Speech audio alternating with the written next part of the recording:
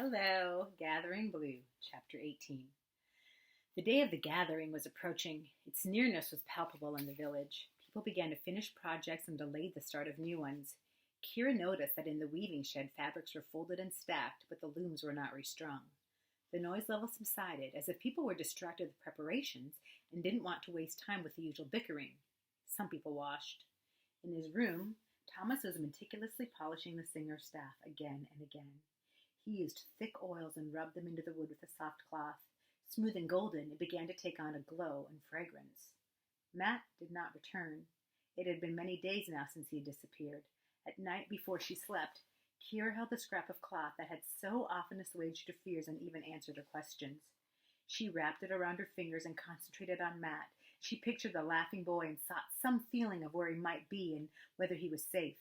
A feeling of reassurance, of solace, came from the scrap, but no answer. They could occasionally hear the voice of the small singer, Joe, during the day. The crying had ceased. Most often they heard repetitive chanting, the same phrases over and over, though sometimes, as if she were allowed a moment of her own, the high lyrical voice soared into melodies that made Kira hold her breath in awe. She crept down at night with the key in her hand and visited the tyke. Joe had stopped asking for her mother, but she clung to Kira in the darkness. Together they whispered little stories and jokes. Kira brushed Joe's hair. "I could thump with the hairbrush if I needed," Joe reminded her, looking up at the ceiling. "Yes, and we would come." Kira stroked Joe's soft cheek. "Want I should make a song for you?" Joe asked. "Someday," Kira told her, "but not now. We mustn't make any noise in the night. It must be our secret that I come here." "I be thinking up a song," Joe said, "and someday I sing it for you horrid loud." "All right," Kira laughed. "The gathering be soon," Joe said importantly. "Yes, I know." "I be right up front," they say. "Good for you. So you'll be able to see everything. You'll be able to see the beautiful singer's robe. I've been working on it," Kira told her. "It has wonderful colors." "When I be singer," the tyke confided, "then I can make my own songs again. If and I learn the old ones good." When Jameson came to her room, Kira showed him that the repairs to the robe were complete. He was obviously pleased with her work. Together they spread the fabric across a table, turning it, unfolding its pleating and cuffs, examining the intricate stitches and the scenes they created. "You've done a fine job, Kira," he said, "particularly here." He pointed to a place that she recalled had been difficult for her.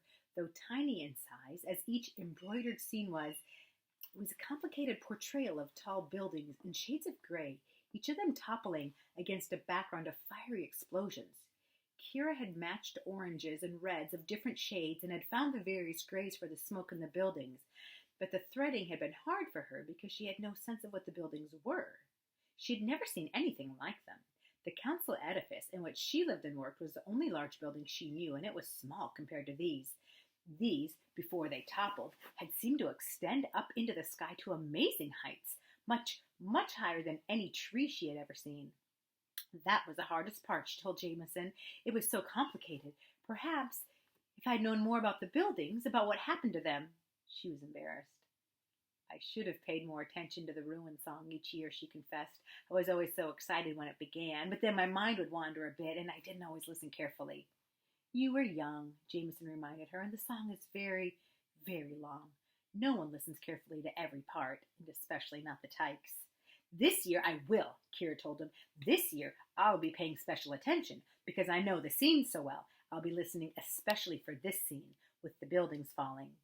Jameson closed his eyes. She could see his lips move silently. He started to hum, and she recognized a recurrent melody from part of the song. Then he began to chant aloud.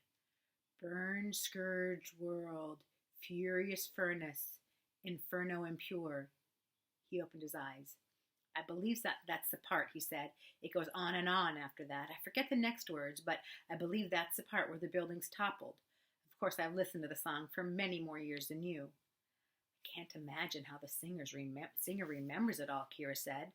For a moment, she thought of asking him about the captive child below, the singer of the future, who was being forced to learn the interminable song. But she hesitated, and the moment passed. "Of course, he has a staff as a guide," Jameson said, "and he began the learning when he was just a small tyke. That was a very long time ago, and he rehearses constantly. While you've been preparing his robe, He's been preparing this year's song. The words are always the same, of course, but I believe he decides each year to emphasize certain parts. He studies all year, planning and rehearsing the singing of it. Where? He has special quarters in a different section of the edifice. I've never seen him except at the time of the song. No, he stays apart. They turned again to the robe, examining each section to be certain that Kira had missed nothing.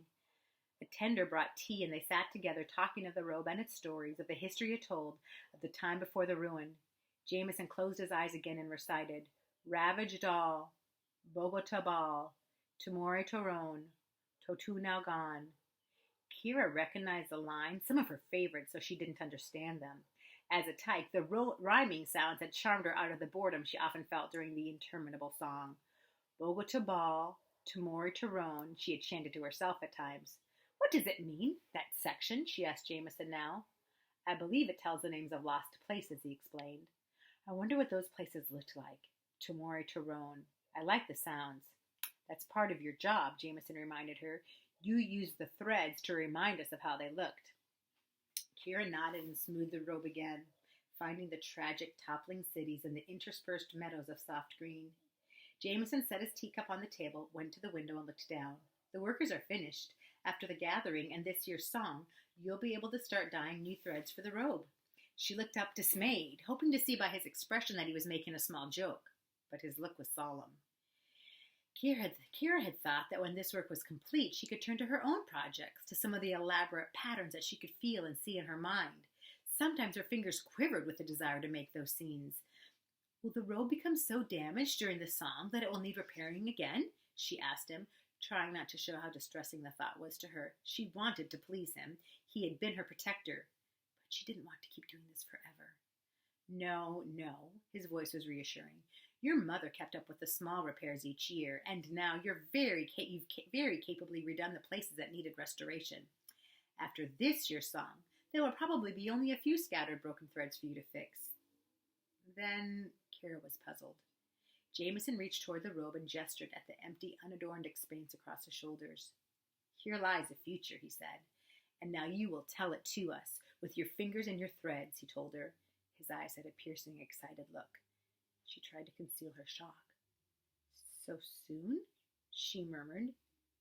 He had referred to this enormous task before, but she had thought that when she was older, when she had more skill, more knowledge. We have waited a long time for you, he said, and looked at her firmly, as if he dared her to refuse.